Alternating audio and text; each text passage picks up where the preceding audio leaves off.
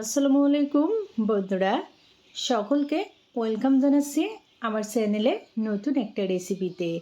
কোনো রকম আটা ময়দা চাউলের গুঁড়ো ছাড়াই তৈরি করে নিয়েছি খুবই মজার ইউনিক একটা পিঠার রেসিপি। খেতে যেমন তেমনি তৈরি করাও কিন্তু একেবারে সহজ। তো আমার মনে হয় তোমাদের কাছেও ভালো লাগবে। তাহলে চলো দেখে নিই। পিঠা তৈরির শুরুতে একটা ডো তৈরি করব। এর জন্য প্যানে নিয়ে নিচ্ছি সুজি 250 গ্রাম, অর্থাৎ 1 বাটি। এখানে বাটি মেপে পিঠাটা তৈরি করব, তাহলে পারফেক্ট হবে। 150 গ্রাম চিনি, 1 চিমটি লবণ। এখন নিয়ে নিচ্ছি দুধ। দুধ আগে থেকে জাল করে ঠান্ডা করে নিয়েছি। এখানে 1 বাটি সুজির জন্য আমি দুধ নিয়ে নিচ্ছি প্রায় 2 বাটি। আর হ্যাঁ বন্ধুরা, এখানে আমি দুধ দিয়ে এই ডোটা তৈরি করছি। তোমরা চাইলে কিন্তু দুধের পরিবর্তে পানি দিয়ে সেমভাবে এই ডোটা তৈরি করতে পারো। এখন নিয়ে নিচ্ছি নারকেল কুড়ানো 1/2 কাপ পরিমাণ। এখানে নারকেল কুড়ানো অপশনাল, তবে দিলে কিন্তু পিঠাটা খুবই টেস্টি হবে। এখন সব উপকরণগুলো খুবই ভালো করে মিশিয়ে নিচ্ছি। অনেক সময় দেখা যায় যে আমাদের ঘরে আটা ময়দা কিংবা চাউলের গুঁড়ো থাকে না। সেক্ষেত্রে কিন্তু তোমরা খুবই সহজে সুজি দিয়ে এই মজার পিঠাটা তৈরি করতে পারো। বিকালে চায়ের সাথে খেতে কিন্তু সেই মজার।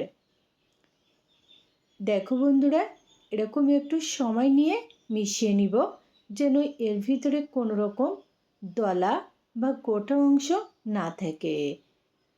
অনেকটা ঘন মনে হচ্ছে, এজন্য আবারও দুধটুকু দিয়ে দিলাম। অর্থাৎ এখানে 1 বাটি সুজির জন্য 2 বাটি দুধ লাগছে। এখন চুলা অন করে একেবারে লো ফ্লেমে রেখে এরকম অনবরত নেড়ে চেড়ে ডোটা তৈরি করে নিচ্ছি। সুজির ডো তৈরি করতে হলে কিন্তু এরকম নাড়তে ছাড়তে হবে, তা নাহলে তলানিতে লেগে যাবে। ডো কিন্তু ফাইনালি তৈরি হয়ে গেছে, প্যান থেকে ছেড়ে দিচ্ছে। এখন নামিয়ে নিচ্ছি।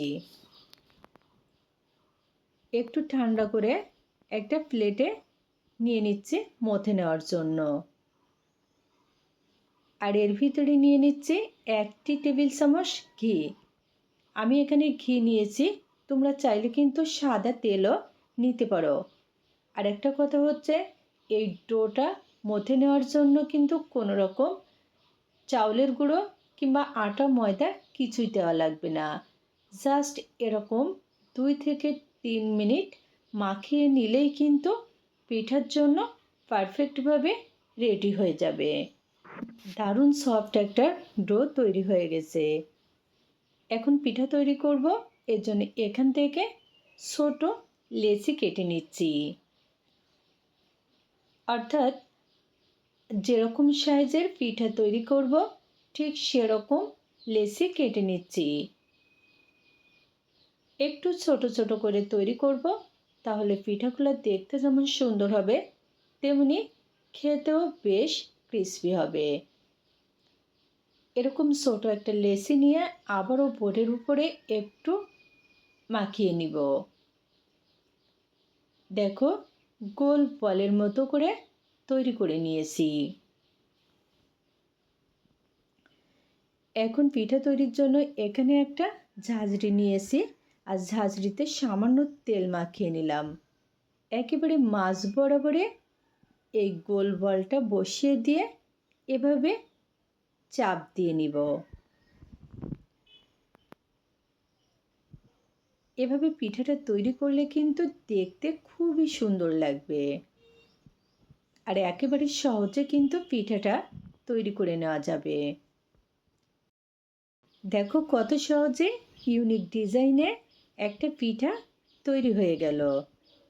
তো পিঠাটা আমি এইভাবে রাখবো না, আরেকটু ডিজাইন করে নিব। আর এর জন্য একটা স্টিলের চামচ নিয়েছি, আর চামচের হাতল দিয়ে এভাবে একটু পছন্দ মতো ডিজাইন করে নিচ্ছি। তবে তোমরা চাইলে কিন্তু তোমাদের পছন্দ মতো অন্য যে কোনো শেপে পিঠাটা তৈরি করতে পারো। আর সেই সাথে চপস্টিক দিয়ে মাছ বরাবরে এরকম করে একটু চেপে ডিজাইন করে নিলাম। দেখো পিঠাটা দেখতে কিন্তু খুবই সুন্দর হয়েছে। তো সবগুলো পিঠা একইভাবে তৈরি করে নিয়েছি।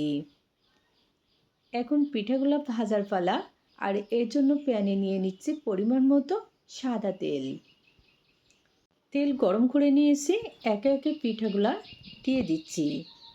আর হ্যাঁ, পিঠাগুলো ভাজার সময় কিন্তু অবশ্যই চুলার আঁচটা মিডিয়াম টু লোতে রাখতে হবে। যেহেতু সুজি দিয়ে পিঠাগুলো তৈরি, এর জন্য একটু সময় নিয়ে লো আঁচে ভাজতে হবে। প্রায় 2 থেকে 3 মিনিট ভাজার পরে এখন উল্টে নিচ্ছি। আজকের পিঠাগুলো কিন্তু খুবই মজার, আনকমন একটা পিঠা রেসিপি। চাইলে কিন্তু তোমরা বিকালে চায়ের সাথে পরিবেশন করার জন্য তৈরি করে নিতে পারো। আর তৈরি করাও দেখলে তো কোনো রকম ঝামেলা নেই, অল্প উপকরণে সহজভাবে তৈরি করা যায়। 2 থেকে 3 বার উল্টে পাল্টে ভালো করে ভেজে নিচ্ছি।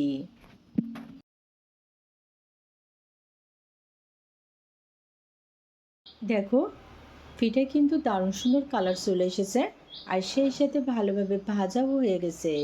এখন তেল থেকে পিঠাগুলা তুলে নিচ্ছি। বন্ধুরা, খুবই সহজভাবে মজার একটা পিঠার রেসিপি তোমাদের সাথে শেয়ার করলাম।